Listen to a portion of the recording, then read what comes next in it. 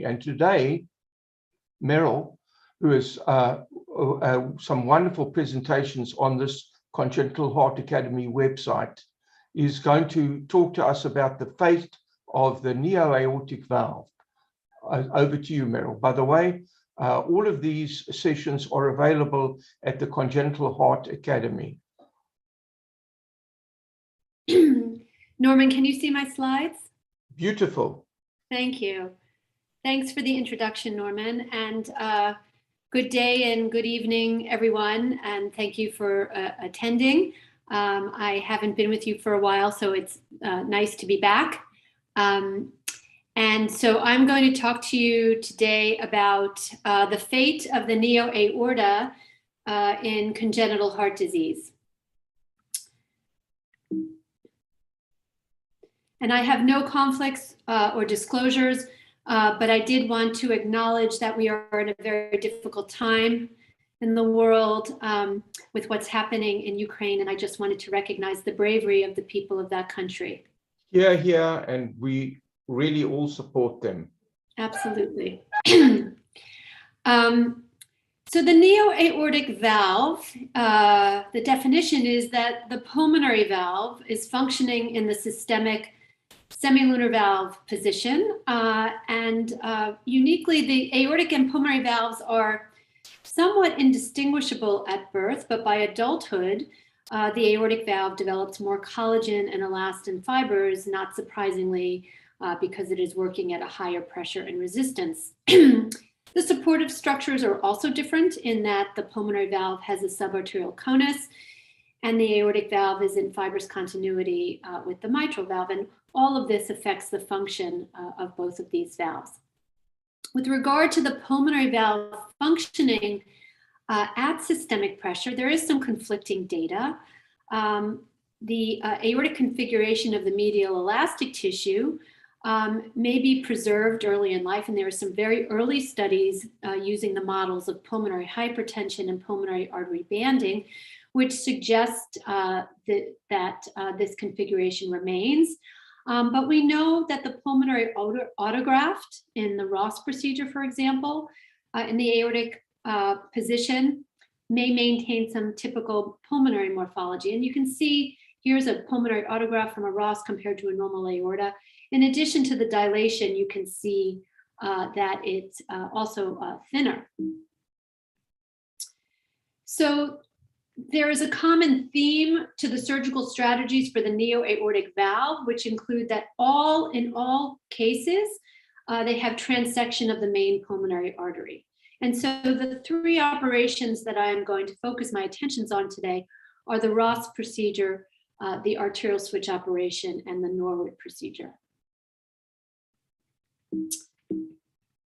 So the Ross procedure, we'll start with that, entails transection above and below the pulmonary valve to move it into its new location in the aorta.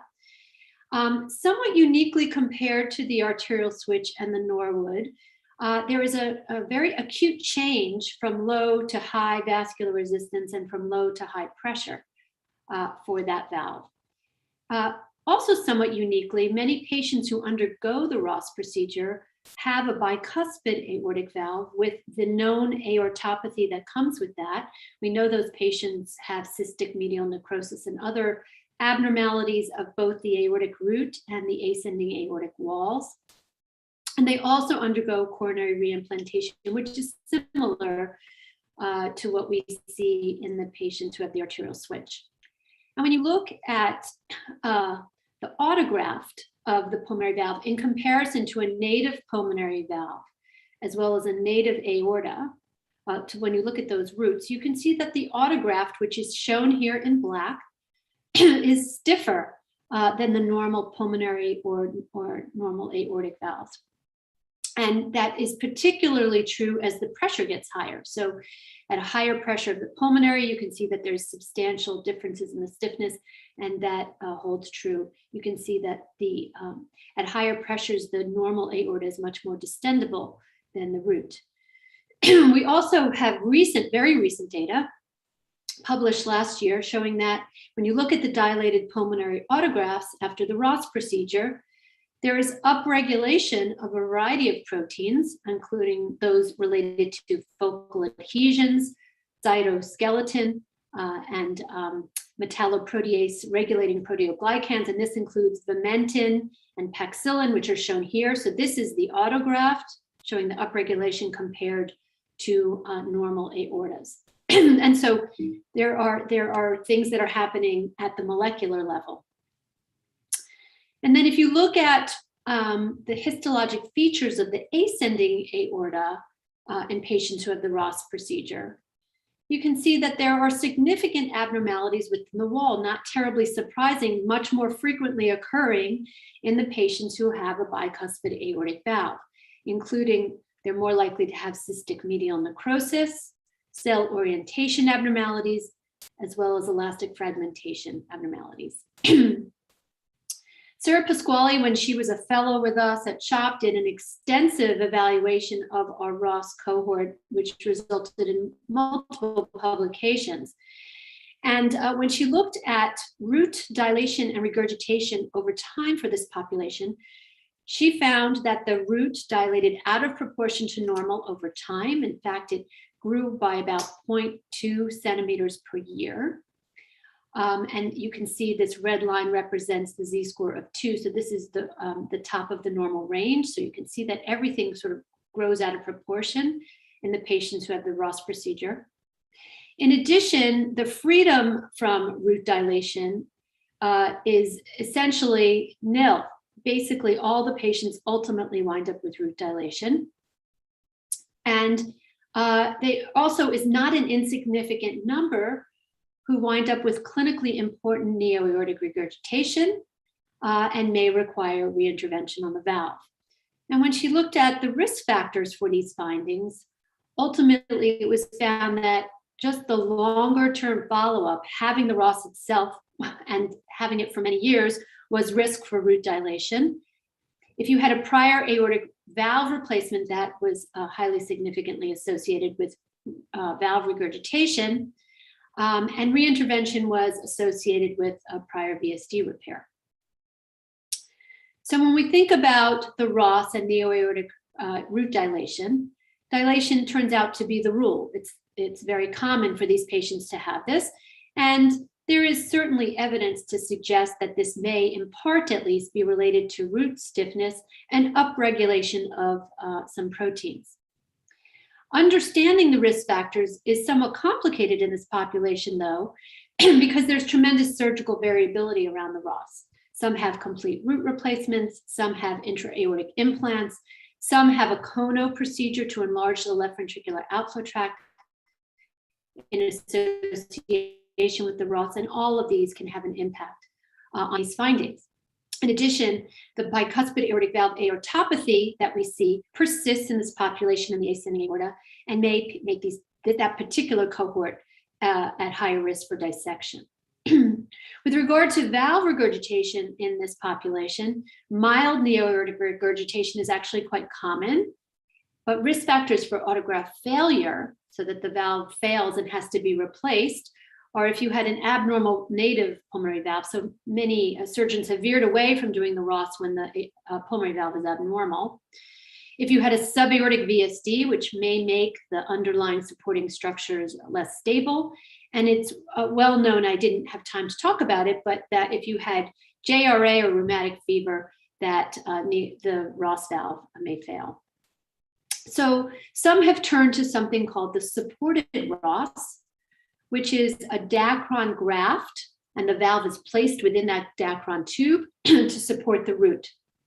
Now, of course, this can only be performed in patients who are fully grown, because it will not grow with the patient, which was one of the advantages of the Ross operation. But it has the potential to prevent this root dilation. And Jim Tweddle's group has done some really nice work looking at this and has shown, in fact, that in comparison to the standard Ross, which is in the darker blue color, the supported Ross is less likely to dilate. And this is really very telling in this graph, which shows that the patients who have the supported Ross do not dilate compared to the ones who do. So this is certainly something to be considered in patients who are undergoing the Ross, who are well into their teenage years. We'll switch gears now and talk about the arterial switch operations. And so some of the unique issues around this operation are that the vascular changes are variable, because most of these patients are done in the first, are operated on in the first few days of life. And so the vascular resistance is usually still high. There's transection at the sinus, but in addition to that, these patients have pretty substantial coronary button transfers that are performed. So there's even more damage that can be done in placing those on the new aorta. And uniquely, they undergo the Lecomte maneuver, which is, if you will, tucking the aorta behind the branch pulmonary arteries.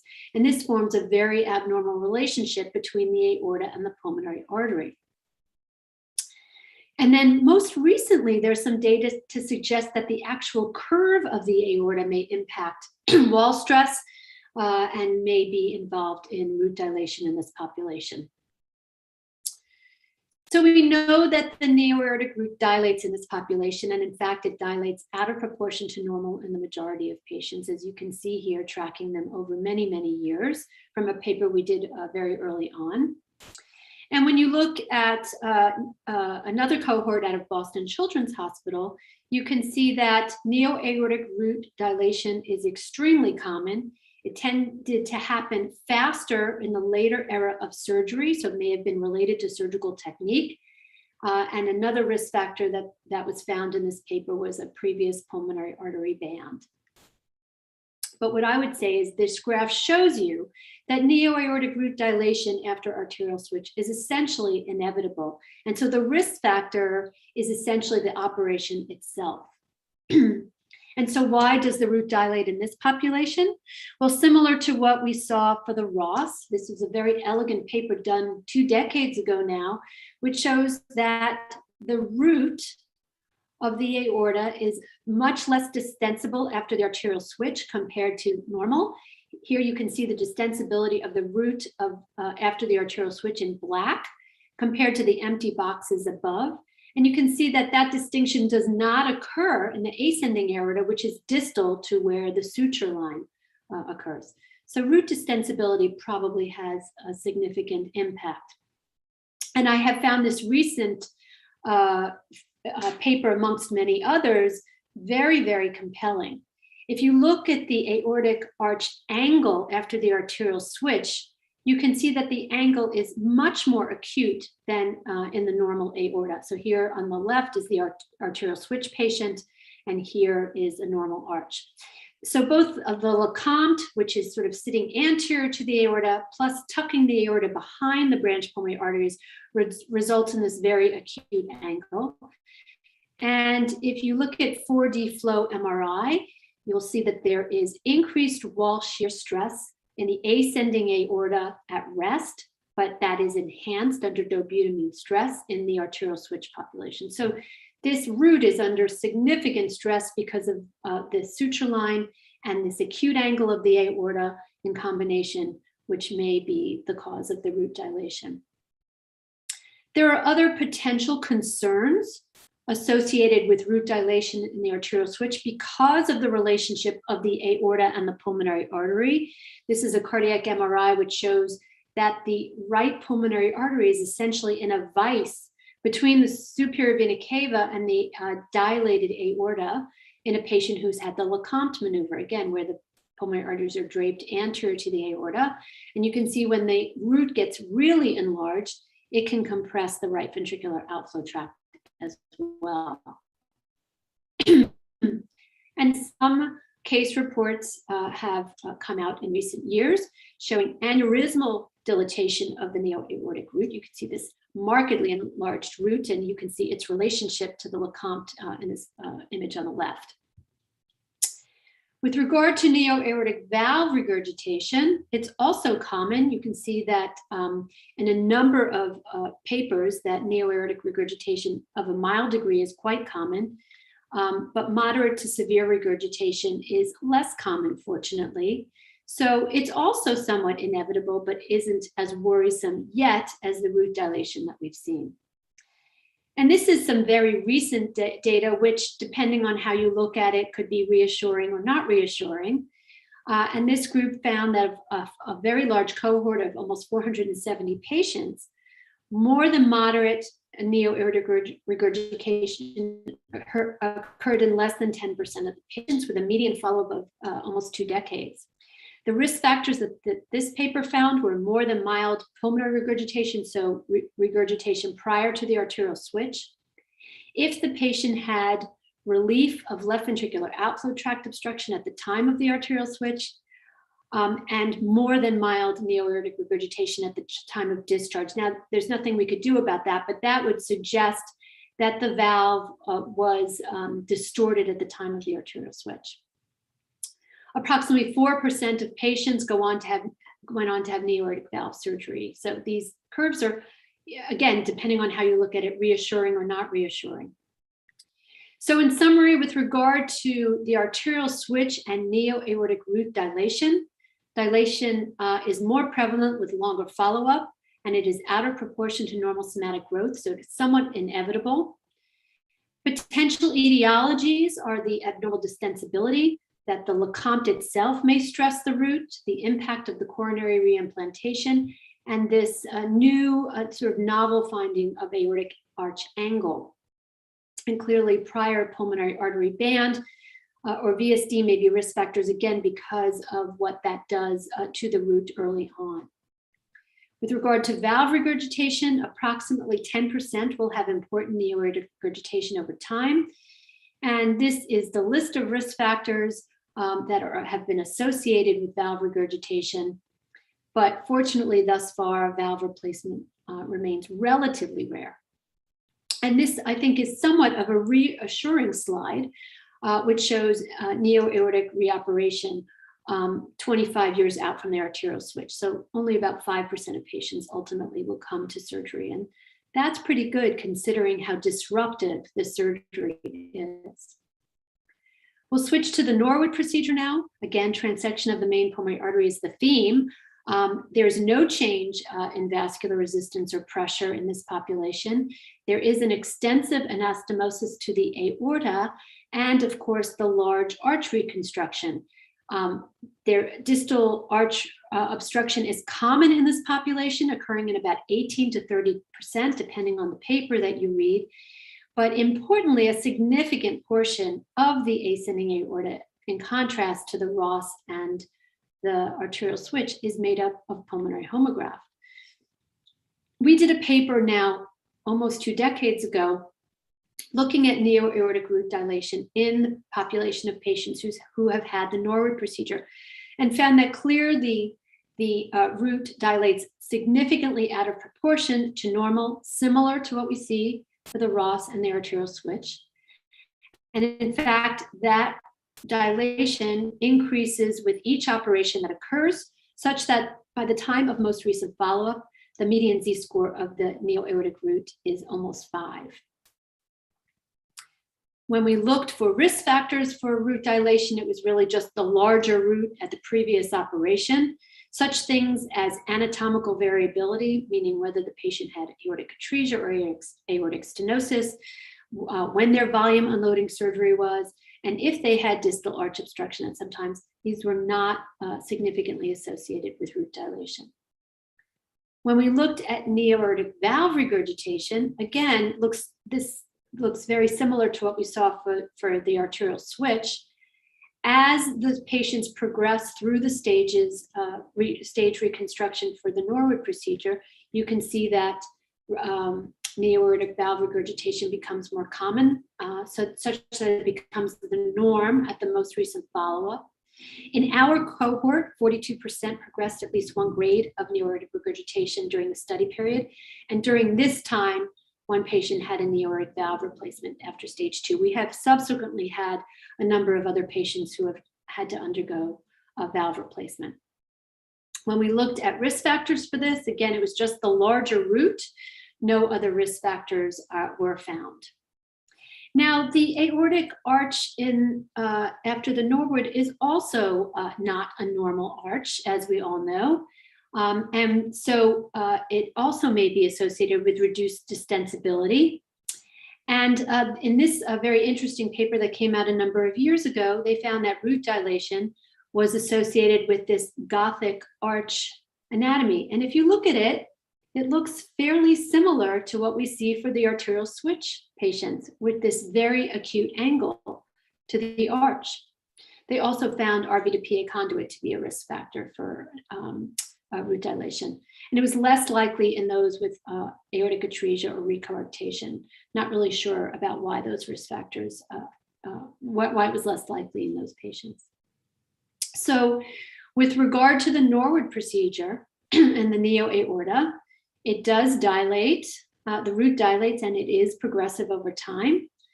Neoaortic regurgitation is also common and progressive, but moderate neoaortic regurgitation remains somewhat unusual. And the only risk factor we could find, at least in our cohort, was a larger neoaortic root size on follow-up.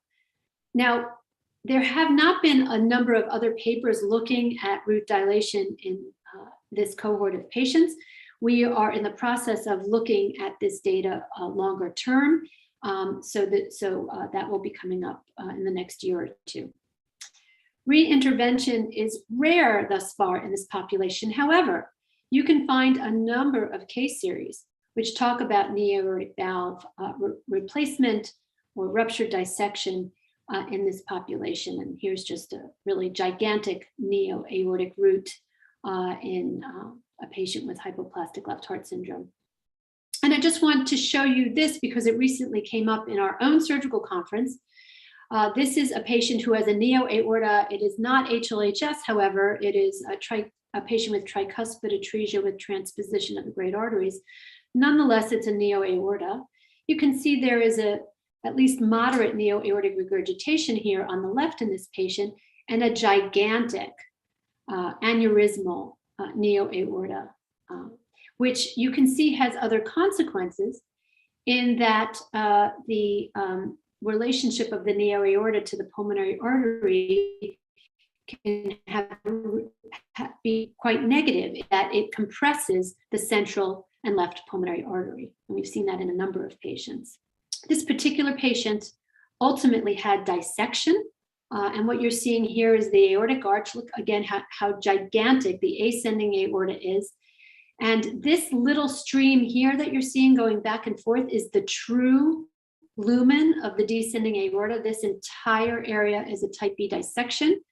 And when you look at the aorta from the abdominal view, you can see again, this flow that you're seeing in here is all flow in the false lumen of the aorta. So there's massive dissection here.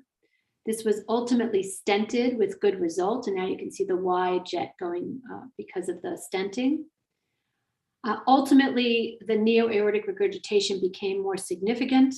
And there was still concern that this area could dissect and rupture. And so about 2 weeks ago, this patient underwent a neoaortic root replacement and onyx valve placement and has done quite well.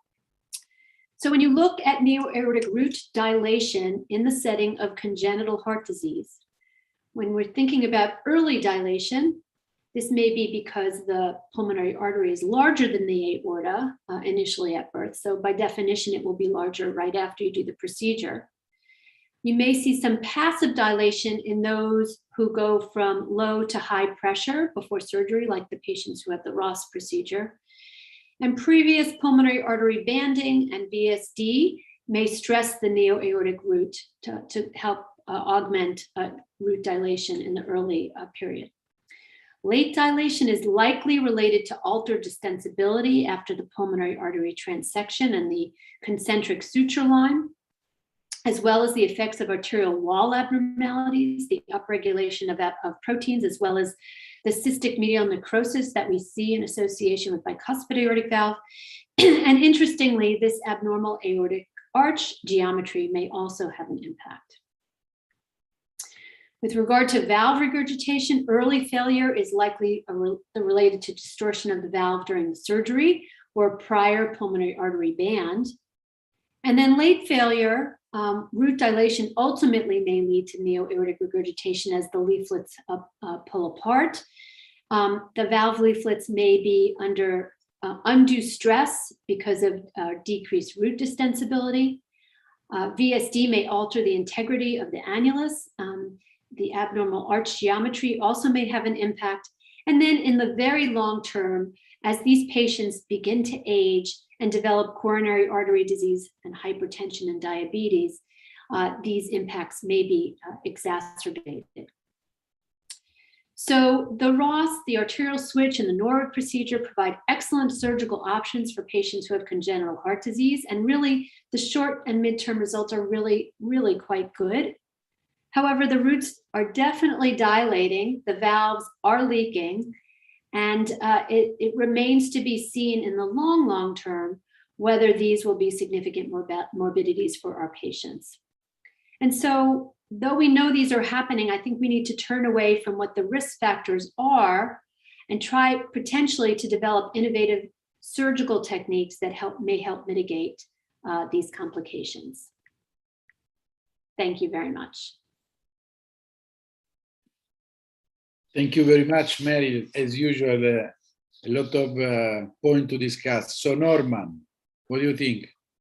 Well, I think that that was a wonderful talk. That's my first impression. The second impression is how she managed to compress this fantastic amount of information into 30 minutes, which is really quite remarkable. And thirdly, I'd like to thank you for educating me on the fate of these things. And it's a very sobering thought to believe that the root is so vulnerable after a replacement, not only the root, but the valve itself, which may be like in the arterial switch, the pulmonary valve, and the problems that you can get into. And I thank you for bringing up all of the transcription factors that are upregulated in this condition, in these conditions, that gives rise to the issue. Perhaps if Adrian is here, I see he's on the website, but I don't know whether he can make a comment, or whether, Sasha, you want to make a comment on the desirability of the Ross procedure. Yes, I think that I am very impressed by results from supported Ross. I think that this is very remarkable, and we have to consider this strategy in not more in neonates, of course, but in full grown-up patients. I think it's a real, we have to start, I think, from something that it's concrete. So this is a very useful results, and we have to use this strategy. I want to ask, I will give the line also to Adrian. What is your opinion about real neonatal Ross? Because I have my idea, but I want to know the idea of the cardiologist for this case. Meryl. You're asking me or you're asking Adrian? Me. You. Me. Me, you. You. Yeah. The thing about the neonatal Ross is it's really the only option for some patients. So to me, it is a really viable option in patients who, primarily who have critical aortic stenosis, who have hypoplastic aortic valves. And instead of, sort of, if you will, bagging the left ventricle and converting them to, single ventricle patients, I think the neonatal Ross provides, at least a viable option for these patients that don't have that otherwise. So the benefit of doing the Ross in the neonate way outweighs the risk that ultimately they're going to have root dilation and valve regurgitation, because we can replace their valve later on, right? We can do something about all those things later on. So I would say to a family, and I have, that, obviously the RV to PA conduit often has to be replaced in that population, but also this the Ross valve may not last their lifetime. It may, but it may not. But this is, essentially our only option. Now, when you're a teenager, when you're a 15-year-old and you're trying to decide, and if you need an aortic valve replacement, you're trying to decide, do I want to go on anticoagulation, or, do I want to be able to continue to play sports and do things, etc. That's where, sort of you have to weigh the risks and benefits of the ROS compared to other options. The supported ROS has, as you said, has provided a new option with less, at least early on, we don't have long-term data, early on, some hope that the dilation and valve failure will be less. Adrian, are you with us? I am. Thank you very much, Meryl. That was fantastic. Hi, really fantastic. Thank you very much. I really enjoyed it. Thank you have you. such a nice style to concentrate difficult concepts in easy to digest way. Oh, thank you. Really impressive. I just put in the chat a recent paper from Jack. It refers to patients over 18, but it compares ROS with the alternatives of bioprosthesis or mechanical valves, and really the results are impressive. It comes from the East Coast, and for people to share. I think ROS operation remains a very good alternative in experienced hands. The other thing on the neonatal ROS, there is some data saying that the valves and the roots, they in the first 6 months of life, they behave somewhat as you said, they are difficult to distinguish. And I think whatever interventions we do in the first few weeks of life, actually the possibilities are there to evolve in good ways. That's why I think neonatal ROS has a better outcome. Now, what happens with the patients in between, where there is a natural growth potential, that's a different question. Absolutely. But really I enjoyed the talk, and it's amazing. Well, one other thing on the Norwood, we have to consider that the ventricle that supports the Neoaorta, it's a right ventricle in that case, which is different from the others. Thank you very much. Really. I didn't even get into the ventricular arterial coupling abnormalities that could be occurring. There's such complex things, and each one of them, has sort of a different sort of, the surgery is different. I guess the take-home message is all of these surgeries are extremely disruptive. They're the only options we have for these patients, and they're great options, but they are disruptive. And we are naive if we're going to think that we do this and everything's going to be fine. And so it's important for families to recognize that we're doing things, we're doing operations for their patients that give them the best opportunity for outcome. However, it doesn't end with that operation, and that there are things that will come along over time that we have to pay very close attention to. Indeed. One question, please, if I may ask. How do you monitor these patients, and what imaging tools you use when you decide that is something needs to be done? Any possibility to share your views? Sure. I mean, most of the patients, we can at least pretty accurately measure their root dilation and valve regurgitation, at least subjectively, by yearly or every other year echocardiography. So that's certainly done in all of these patients. I would say that particularly for the arterial switch population, I always get a routine cardiac MRI right before competitive sports starts, around 10, 11 years old. And there's a number of reasons to do that. One is that there can be silent coronary abnormalities in these patients that they don't even know they have. And so you want to make sure that that's okay. I do like to look at the relationship of the root and the coronaries and the RV outflow tract and the LeCompte to each other, because they're all related.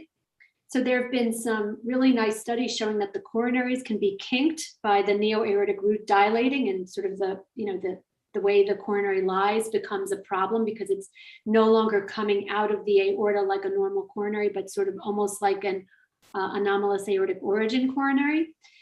And so I always get an MRI to look at those relationships to make sure. You can even do myocardial imaging studies, to make sure that there's no scarring, so no underlying so it's a bigger question, but I certainly do that in that population. It's probably worth our while doing that in the Ross population as well, just because they also have coronary reimplantation and root dilation. I don't think we've been as vigilant about doing it in that population, but so that's generally what we do. And then Fontans almost always get an MRI at some point in young adolescents, for a variety of reasons, but also to look at the root as part of that and look at its relationship to the branch pulmonary arteries. As I showed in that image, a huge root will squash the pulmonary artery and may diminish flow to that lung, resulting in collaterals on that side and a variety of other, volume load to the ventricle. As you said, the ventricle is vulnerable because it's a right ventricle.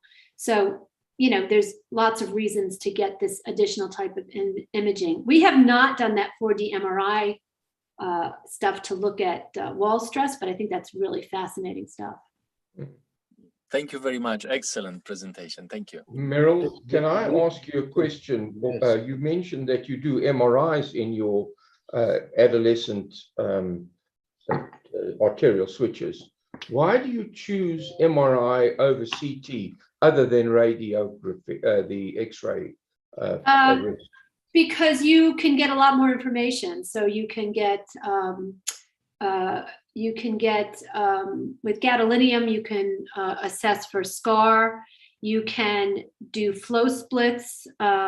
You can accurately measure ejection fractions and a variety of other things. So it's just, you can do CT scan. And certainly if your focus is the coronaries only, then I think CT scan is probably a better modality. I think you made the point well. Yeah. So the MRI gives you other data. Right. I mean, and it depends on the sophistication of the MRI. You can even get wall stress and areas like exactly. that, which help you tremendously. Right. So and it also depends much on what you have at your institution, right? If your strength, to some degree, if your strength is MRI versus CT scan, then you might be more apt to use it for that reason too.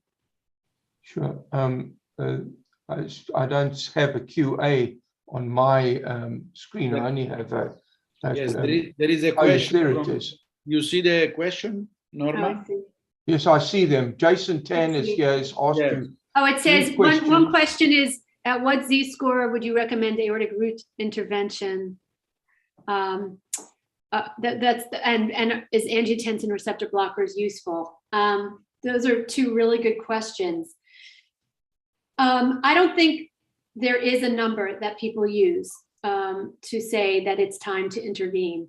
I think what we tend to use is how quickly it's dilating. And I think once the aortic root gets beyond 5 centimeters, we all start to get very nervous, because we know from other diseases that an aortic root greater than 5 is associated with dissection.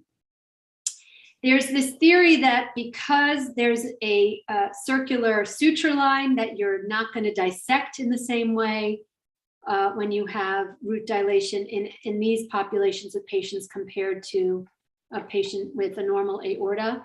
I would not want to be waiting around to see if that's the case or not, if it was one of my patients. So I don't really rely on that notion. I don't think that there is any compelling data, at least to date, that angiotensin receptor blockers help with this population. I know people who use them, but that's a lot of people use things without evidence-based. And so it makes us feel better to put the patient on a medication. And certainly if somebody has hypertension, then obviously that's something you'd want to use. But I don't know of any, at least evidence so far, that compels me to say that those should be used in these patients. And as far as, yeah, go ahead, I'm sorry. I'm sorry, I just want to get you on this one point. You said 5 centimeters, and I understand that's an adult measurement. Now, what happens when you've got a small child? Are you using Z-scores? Is 5 Z-score equivalent to 5 centimeters? Yeah. What do you do about the problem is that the Z-scores go way up with very incremental changes, right? So at the edges of Z-scores, if you go up a millimeter or two, you change your Z-score. Yeah, the Yes. z-score can jump, one or two. So it's very hard at those edges to sort of make big conclusions using z-scores. So I think you're right. You can't use 5 centimeters for a young child. You definitely, it's much more useful in the adult population or adult sized people. But what we do, I guess, is look at how large it looks compared to the other structures of the heart. And so even though the z-score, we pay a lot of attention to it, to me, it's more, is it growing quickly? Does it look very, very large to us? I think anyone could agree about those things if they look at the imaging properly. So I don't think there's any hard rules about that. So you say the rate of change and clinical judgment still Correct. Play a role. Yeah. Yes.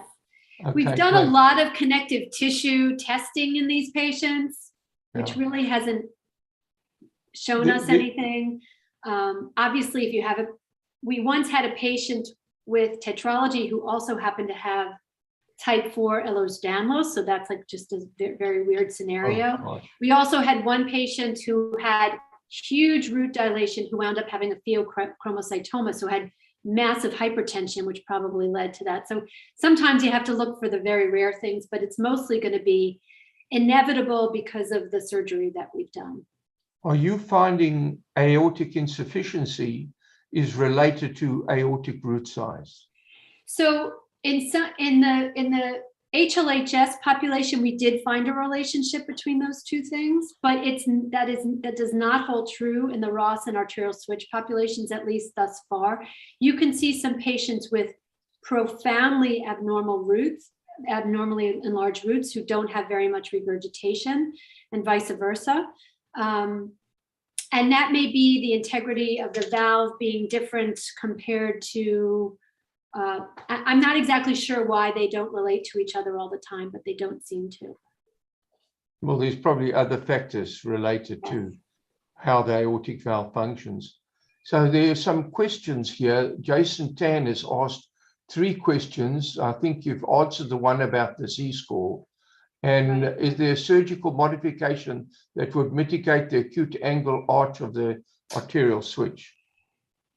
I mean, Sasha, you could answer that. I doubt it. No, I think that, and again, it's case by case. We cannot say that there is a single way how to prevent this. Generally, we leave a lot of native ascending aorta to doesn't make a very high suture across the arch. So this can be, but I think it's only a surgical strategy, but it's a surgeon by surgeon. Don't you think it's because you're tucking the aorta behind the branch pulmonary arteries, and by definition, it has to form a more acute angle because there's just so much room in the chest to. Yes. There is no space. There is the only space that you can fill. And there are patients who, occasionally you don't have to do a LeCompte, right? If you have more side-by-side great arteries, but when the aorta is in front, you have to do a LeCompte, or else you'll wind up with branch pulmonary artery problems. So. I think we're stuck with that. We come from French school, so but now with Gil we are making a lot of comment against the LeCompte, as you know, and we are closing to think if there is something other option, newer options. The one point that we have to make is we're looking at these operations and we look at this aortic root dilatation, and we focus on this. But if you look at the population in general, as you mentioned for the Ross procedure, a lot of these patients do very, very well. And this is just something that we have to follow up. And I think we don't want to lose the perspective that because we mention complications, that everybody that has the operation is going to land up like this. Yes, that's absolutely. not the case. Right. And so let me just ask you here, I really think we have to acknowledge the people that are here, like loyal people that follow us. Jason Tan is one, and Miguel Arapa is another one. And his question is a little off track. He wants to know whether performing aortic reconstruction with autologous pericardium or bovine pericardium changes the incidence of recoarctation or pseudoaneurysm. I cannot answer that question, Sasha. No, How about the surgeons? again, I think that around the world there are a few, in US or Europe, few centers that still use fresh pericardium for aortic reconstruction. So I think that the most data come from bovine pericardium, and the results are very good. We cannot say there is not a linear results according to the use of this patch. It means pericardium is underused at the moment, so we cannot Sure. really evaluate.